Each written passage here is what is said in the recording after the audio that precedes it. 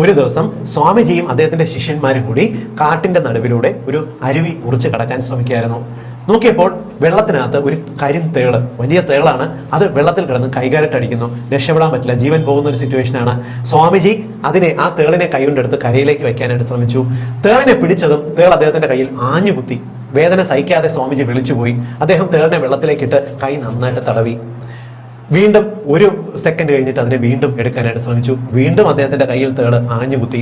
വേദന കടിച്ചമർത്തി വീണ്ടും ഇട്ടിട്ട് അദ്ദേഹം കൈ തടവി. മൂന്നാമതും തേളിനെ പിടിക്കാൻ ശ്രമിച്ചു. തേളിത്തവണ അദ്ദേഹത്തിന്റെ വിരലിലാണ് കടിച്ചത്. വേദന സഹിക്കാൻ വയ്യാതെ വീണ്ടും തേളിനെ അവിടെ ഇട്ട് കൈ തടവി. നാലാമതും തേളിനെ എടുത്ത് കരയിലേക്ക് വെച്ചു. എന്നിട്ട് അദ്ദേഹം ഒരു അരുവി മുറിച്ച് കടന്നു. ഇത് കണ്ടുവന്ന ശിഷ്യന്മാർ ചോദിച്ചു, സ്വാമിജി അങ്ങ് ശരിക്കും ഒരു മണ്ടനാണ്. ആദ്യത്തെ ഒരു തവണ കുത്തു കിട്ടിയപ്പോൾ തന്നെ അങ്ങേക്ക് അറിയില്ലേ വീണ്ടും തേളിനെ പിടിച്ചാൽ അത് കുത്തുമെന്നുള്ളത്? പിന്നെ എന്തിനാണ് അതിന്റെ ജീവൻ രക്ഷിക്കാൻ ശ്രമിച്ചത്? സ്വാമിജി പറഞ്ഞ മറുപടി, തേളിനെ കുത്തുക എന്ന് പറയുന്നത് അതിന്റെ ധർമ്മമാണ്, അതിന്റെ സ്വഭാവമാണ്. ഇനി എങ്ങനെയായിരുന്നു എത്ര നാൾ കഴിഞ്ഞാലും തേള് കുത്തുക തന്നെ ചെയ്യും. നിങ്ങളുടെ സ്വഭാവം എന്ന് പറയുന്നത്, നിങ്ങളുടെ ധർമ്മം എന്ന് പറയുന്നത് ജീവൻ രക്ഷിക്കുക എന്ന് പറയുന്നതാണ്. കടിക്കുന്നവരെ നോക്കി നമ്മൾ പിന്തിരിഞ്ഞു പോവുകയോ വെറുപ്പ് കാണിക്കുകയോ അല്ല ചെയ്യേണ്ടത്. അതിനെ എടുത്ത് ജീവൻ രക്ഷിക്കാൻ ശ്രമിക്കുക.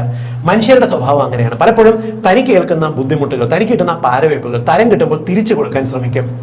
ഒരു തവണ ഉപദ്രവിച്ചിട്ടുള്ള ആളാണെന്ന് കരുതി വീണ്ടും അവരെ സഹായിക്കാനുള്ള അവസരം ആരും ചെയ്യാറില്ല. പണ്ട് എനിക്കിട്ട് പണിയുന്നവനല്ലേ, വേണ്ട, അവനെ അവിടെ കിടന്ന് അനുഭവിക്കട്ടെ എന്ന് വയ്ക്കും. എന്നാൽ തേളിന്റെ സ്വഭാവമാണ് പലരും കാണിക്കുക. അവർ ഉപദ്രവിച്ചുകൊണ്ടിരിക്കും. എന്നാൽ നല്ല മനുഷ്യരോ അവർക്ക് രക്ഷിക്കാനും സംരക്ഷിക്കുവാനാണ് അറിയുന്നത്.